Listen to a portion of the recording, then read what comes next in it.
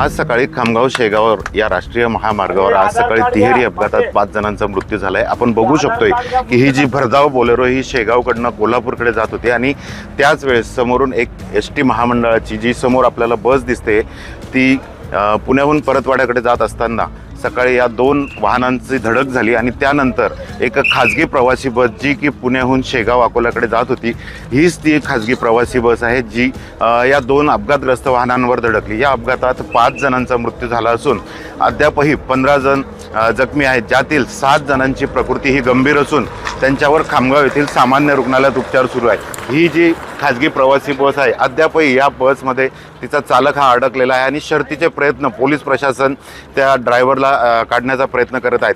ही बस पुण्याहून परतवाडा इकडे जात असताना समोरून येणाऱ्या भरधाव अशा बोलेरो कारवर धडकली आणि त्यानंतर या भीषण अपघात झाला। अक्षरशः तिन्ही वाहनांचा चुराडा झाला असून या ठिकाणी मोठ्या प्रमाणात पोलीस आता मदत कार्य करत आहेत। अनेक जखमींवर खामगाव येथील सामान्य रुग्णालयात उपचार सुरू आहे। Cameraman Shantaram sir, doctor Sanjay Mahajan, ABP माझा, शेगाव। एबीपी माझा, उघडा डोळे बघा नीट।